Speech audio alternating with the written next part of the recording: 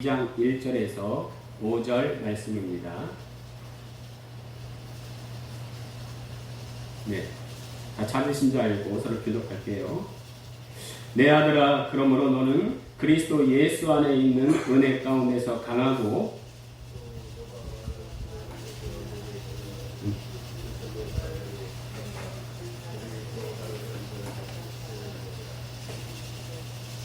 너는 그리스도 예수의 좋은 병사로 나와 함께 고난을 받으라.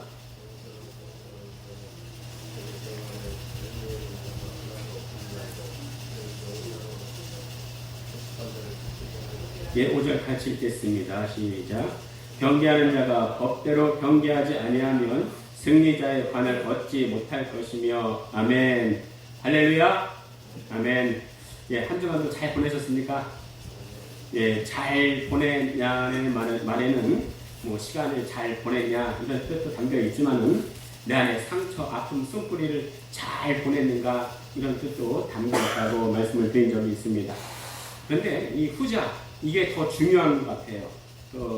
요새 와서 더 그런 생각이 드는데 육은 육으로 풀고 혼은 혼으로 풀고 영은 영으로 풀어야 된다 이런 생각이 듭니다.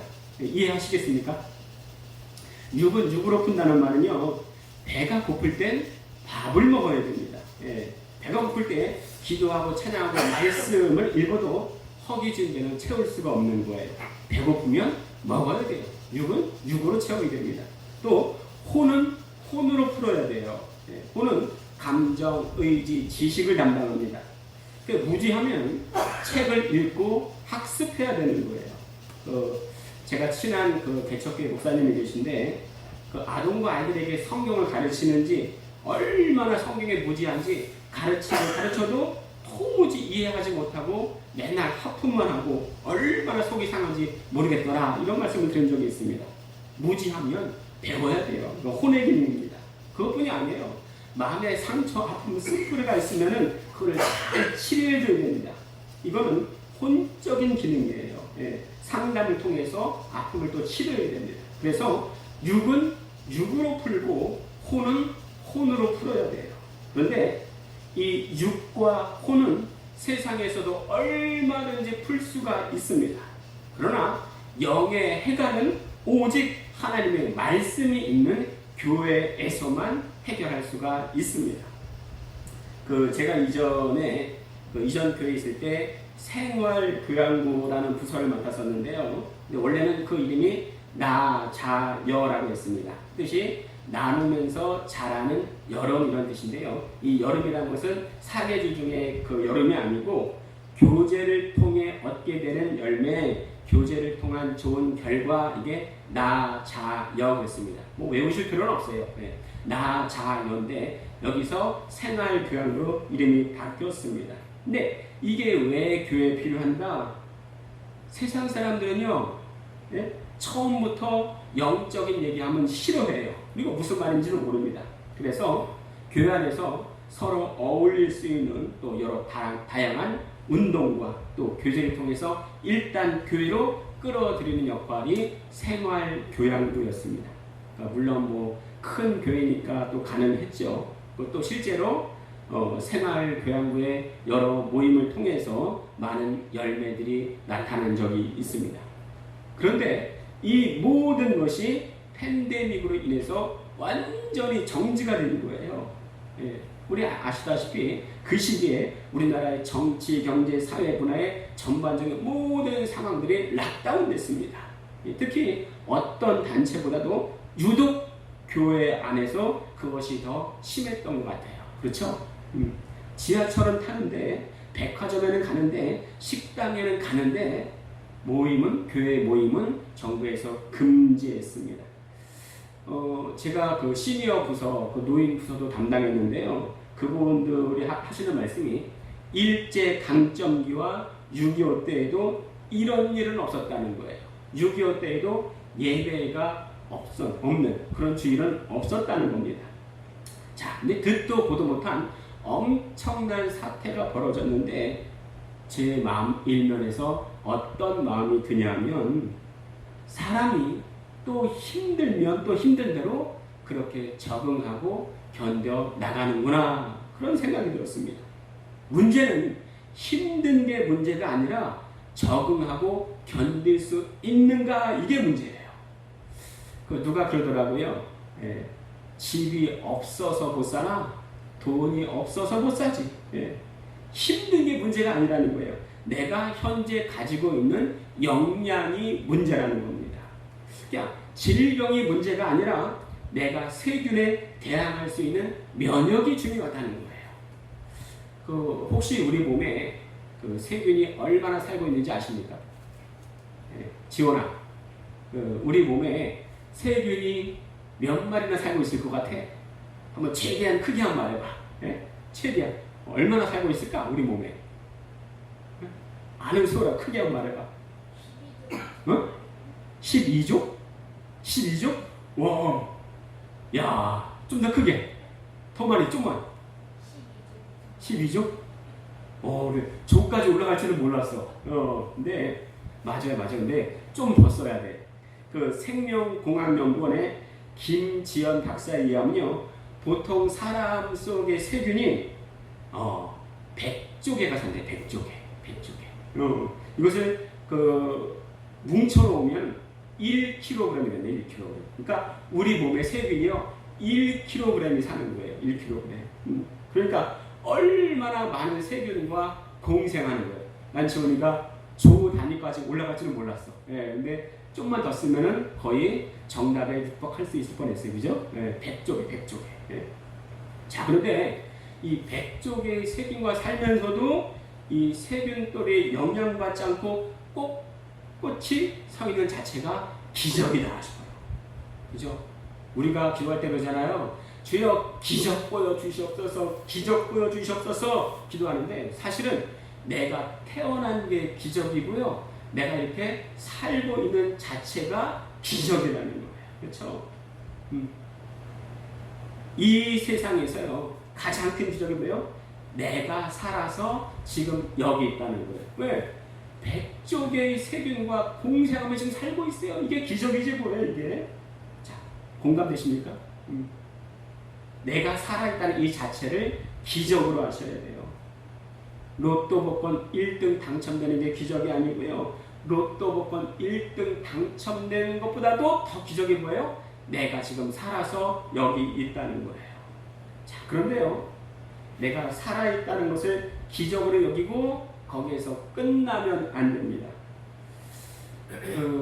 목사가 가장 많이 생각할 때가 언제냐면 설교를 준비할 때인데 설교를 준비하면서 나는 내 몸을 위해서 얼마나 투자했는가 생각해 봤더니 제가 운동한 것이 아마 30대 초반, 아마 33살 정도 그때에 심하게 좀 운동을 하고 나서 거의 운동을 한 적이 없던 것 같아요. 믿을지 모르겠지만은 제 별명이 한때 금연맹이었습니다. 네. 관심이 없는 것 같고 또 믿지 못하는 것 같아요. 안 믿어도 돼요. 예수님만 잘 믿으면 돼. 제가 한때는 누구 못지않게 또 가슴 근육 또 빨래판 대근육이었는데 하여튼 그 20년 후에 거의 운동을 안 한 것 같아요. 그래서 나는 내 몸에 대해서 전혀 관심도 가지지 않았던 죄인이구나 싶어가지고 이번 주에 조금 무리하게 운동을 했더니 파김치가 돼버렸어요. 이게 운동도 갑자기 하면 안 돼. 이전에 관성의 법칙이다 그랬죠? 관성의 법칙. 지금의 상태를 계속 유지하려는 성질을 말합니다. 그래서 막 뛰다가 갑자기 멈추면은 뛰려는 성질이 남아있어서 앞으로 고꾸라지게 돼요. 차 안에 있는데 갑자기 차가 출발하면 어떻게 돼요? 나는 계속 서 있고 싶어서 몸이 뒤로 자빠지게 됩니다. 이게 관성의 법칙이라고 해요. 관성의 법칙. 내가 원래 멈춰 서 있었는데 차가 움직이니까 나는 움직이지 않으려고 계속 반작용이 나오는 게 이게 관성의 법칙이에요. 자, 그런데 이게 영적인 측면에서도 그대로 적용된다 이렇게 얘기를 드린 적이 있습니다. 내가 지금 평소에 찬양을 안 해요. 기도를 안 해요. 말씀을 안 들어요. 말씀을 안 봐요. 그러면요, 교회 나와서도요, 그대로 말씀이 안 들립니다.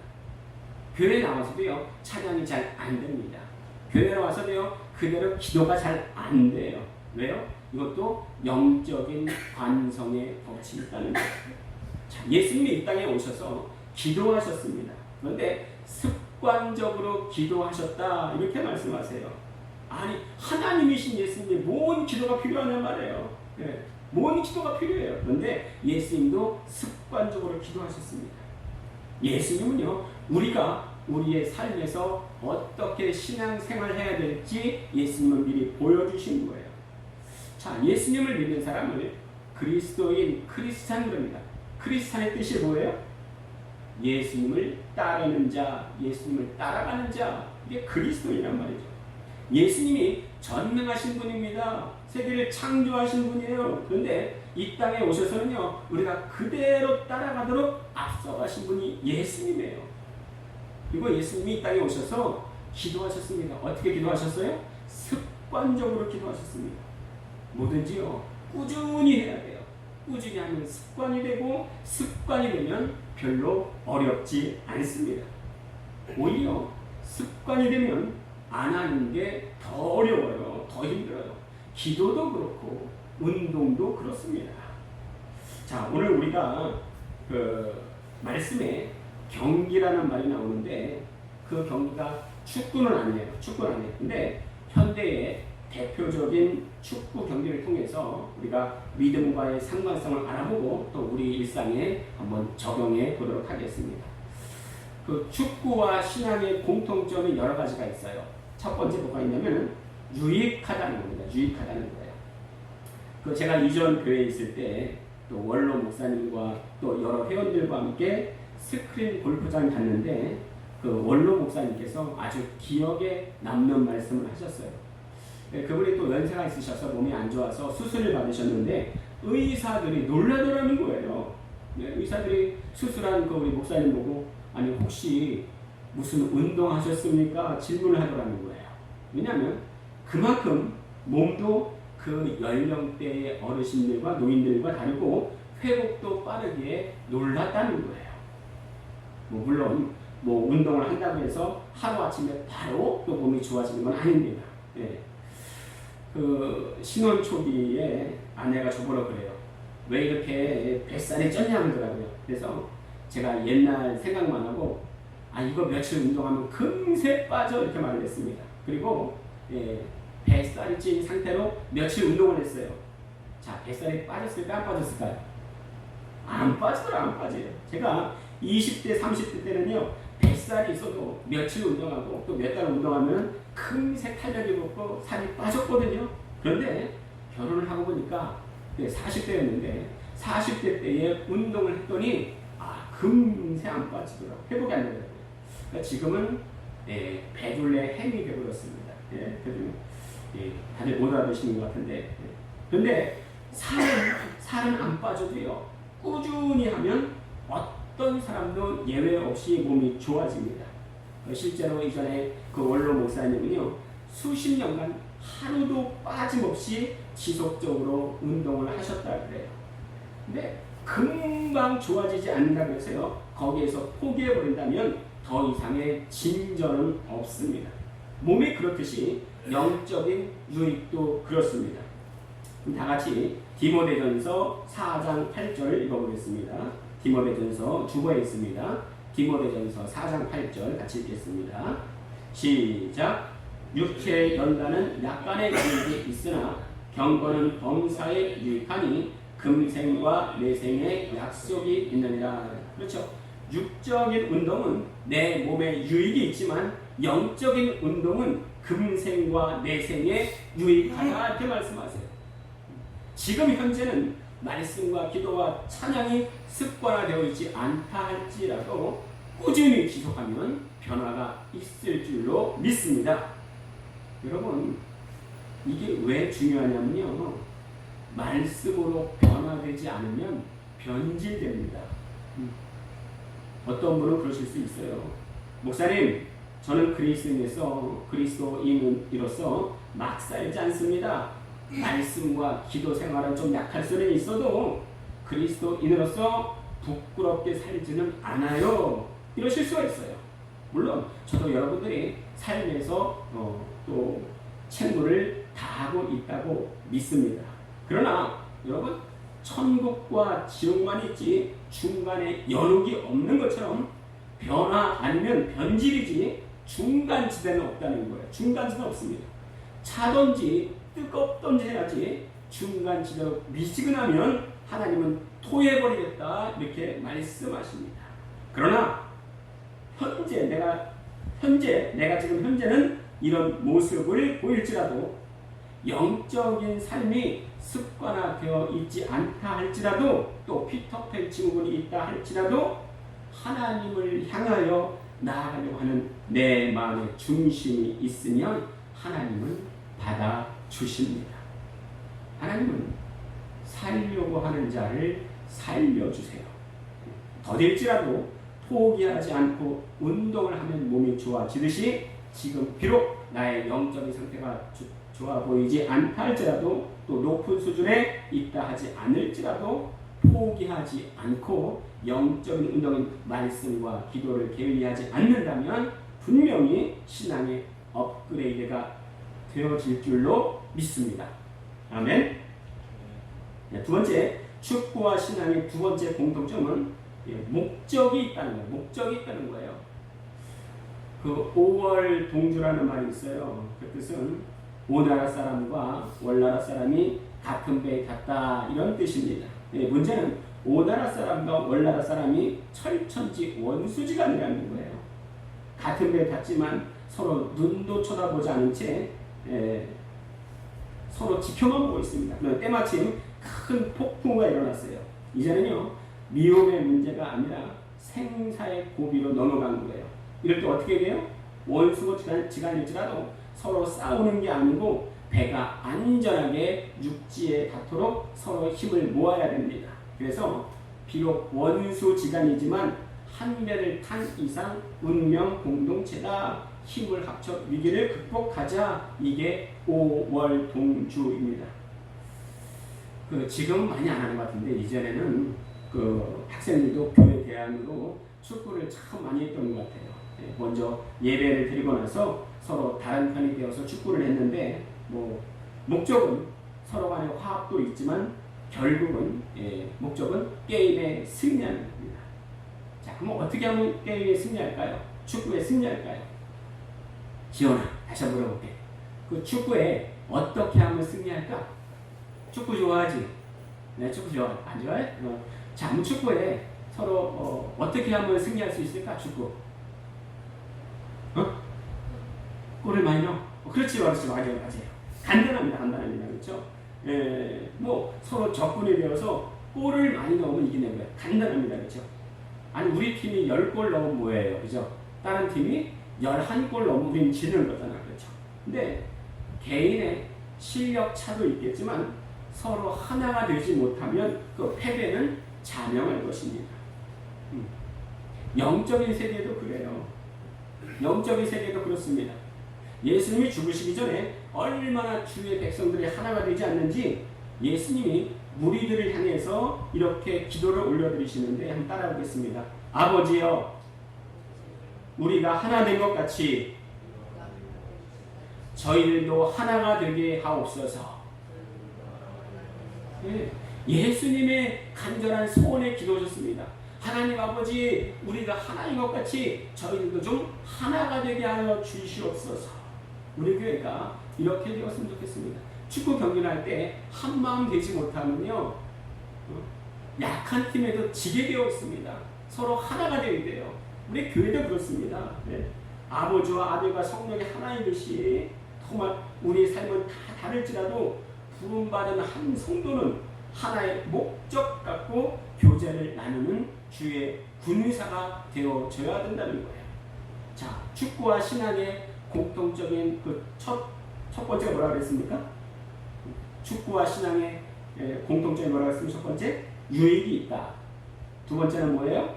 하나가 되면 된다. 그래야 승리할 수 있다는 거예요. 자, 세 번째, 축구와 신앙의 세 번째 공통점이 뭐냐면 방향이 올바라야 된다는 거, 방향이. 자, 두 번째 얘기했듯이 축구에서는 어떻게 하든 골을 많이 넣으면 이깁니다. 이거 뭐 초등학생은 다 아는 얘기예요. 그런데 골을 더 많이 넣고도 지는 경우가 있습니다. 이게 뭘까요? 그렇죠? 골을 많이 넣으면 이기잖아요. 그런데 골을 더 많이 넣었는데 졌어요. 왜 그럴까? 그거는 자살골을 많이 넣으면 집니다. 그렇죠? 이게 뭐예요? 골은 골인데 방향이 올바르지 않은 거예요.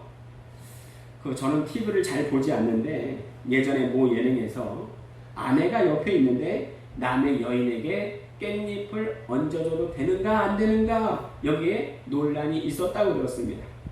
자, 내 옆에 아내가 있는데 남의 아내에게 깻잎을 얹어주면 돼요 안 돼요? 예? 예?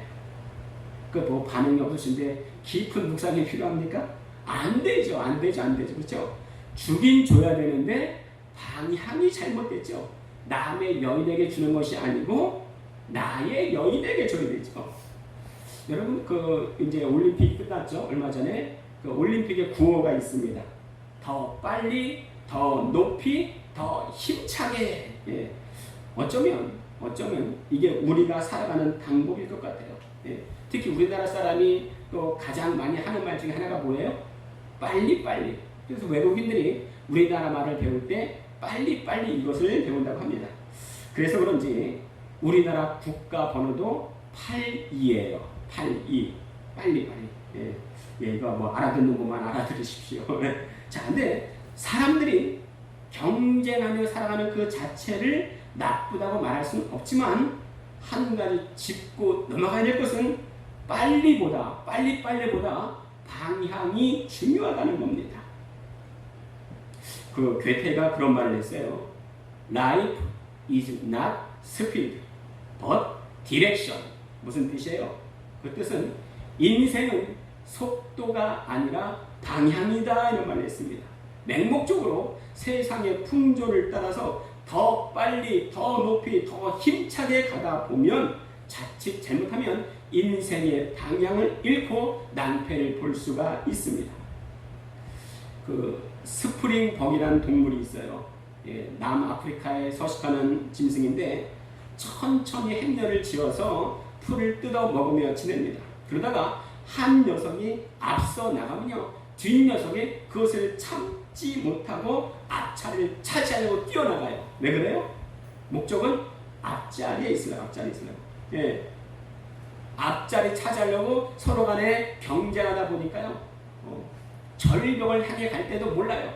절벽 앞에서도요, 앞자리 차지하려고 앞에 껑충껑충 뛰어갑니다. 그러다가 절벽 밑으로 다 뛰어서 넘어지고 물에 수장되는 그런 경우가 종종 있는 동물이 스프링벅이라는 동물입니다. 왜 그래요? 목적은 앞자리 차지하려고. 목적도 모른 채. 꼭 세상 사람들의 사는 방식 같지 않습니까?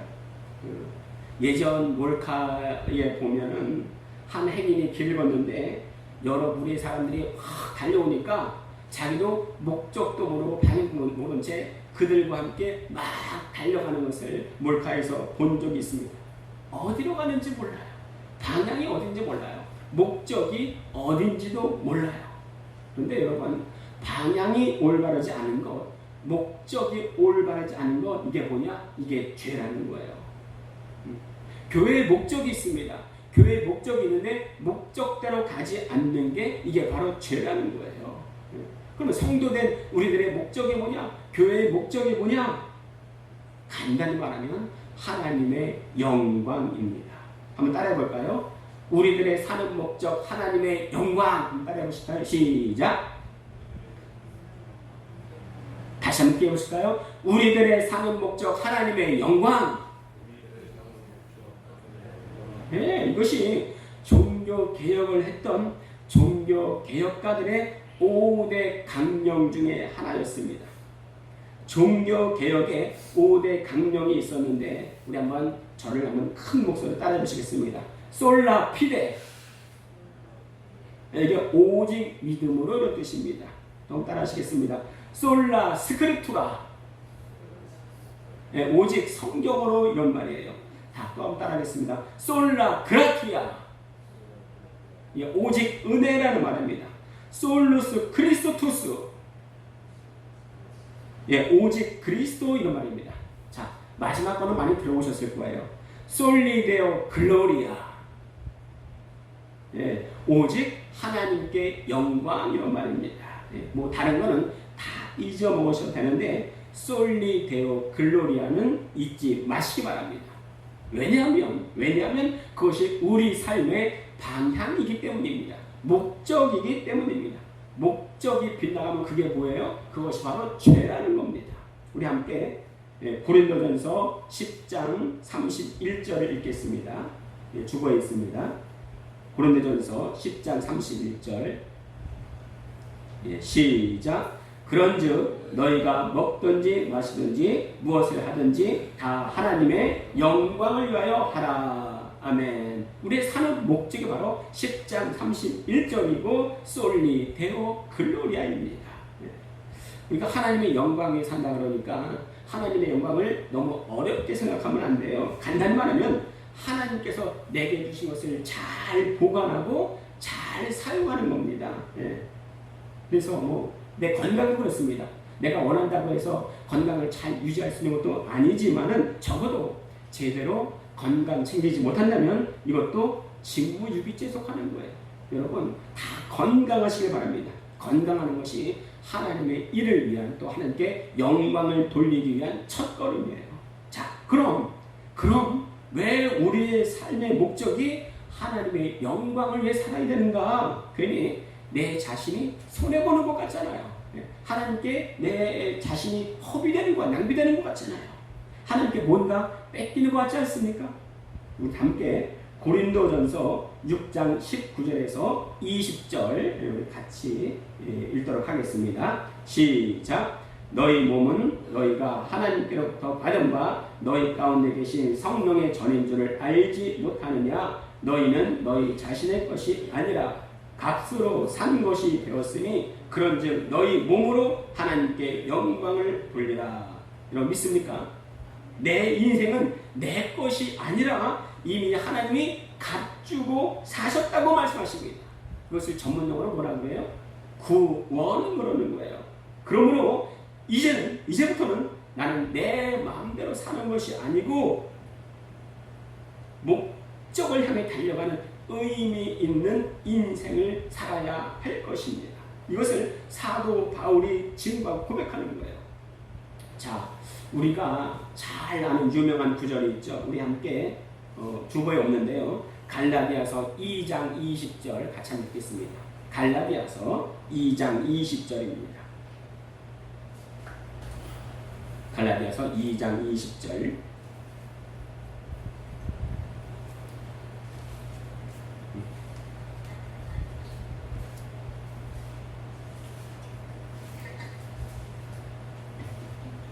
예, 같이 하셨나요? 갈라디아서 2장 20절입니다. 예, 다 자신이 알고 우리 같이 읽겠습니다. 시작. 내가 그리스도와 함께 십자가에 못 박혔나니 그런즉 이제는 내가 사는 것이 아니요 오직 내 안에 그리스도께서 사시는 것이라. 이제 내가 육체 가운데 사는 것은 나를 사랑하사 나를 위하여 자기 자신을 버리신 하나님의 아들을 믿는 믿음 안에서 사는 것이라. 아멘. 자, 그러므로 내 인생의 주인은 나 자신이 아니라 하나님이라는 거예요. 하나님이 우리를 지으셨습니다. 지으신 분이 마음대로 할 수 있는 권한이 있는 거예요.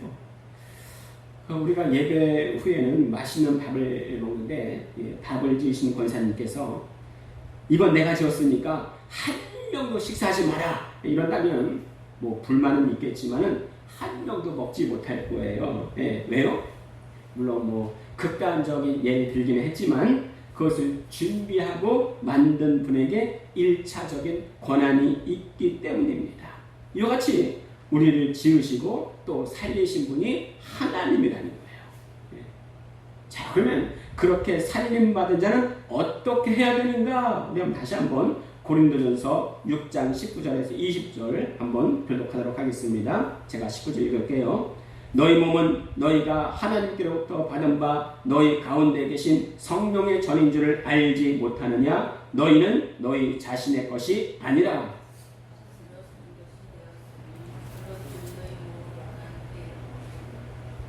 네, 그렇습니다. 값으로 산 것이 되었으니 그런즉 너희 몸으로 하나님께 영광을 올려드리라. 그렇죠? 하나님께 영광 올려드리는 것은 우리 마음만 있는 게 아닙니다. 직접 우리의 몸으로 또 행실을 통해서 올려드리는 겁니다. 너희 몸으로 올려드리라 말씀하십니다. 내가 할 수 있는 것으로, 내 봉사로, 내 달란트로, 의사로 하나님께 영광을 올려드리라 말씀하십니다. 그럼 어떤 사람이 영광 올려드리는 삶을 살 수 있는가? 우리 마지막으로 로마서 12장 2절 주보에 있는데 같이 읽도록 하겠습니다. 로마서 12장 2절 시작. 너희는 이 세대를 본받지 말고 오직 마음을 새롭게 함으로 변화를 받아 하나님의 선하시고 기뻐하시고 온전하신 뜻이 무엇인지 분별하도록 하라. 아멘. 그렇습니다. 이 세대를 본받지 않는 자, 마음을 새롭게 함으로 변화를 받는 자, 주 종이 어떠한지 아는 사람, 주 종이 바뀐 게 변질이라 그런 말씀을 드렸습니다. 우리의 마음을 새롭게 함으로 변화를 받아서 오직 하나님께 영광 올려드리는 우리 모두가 다 되어지기를 우리 주님의 이름으로 축원드립니다.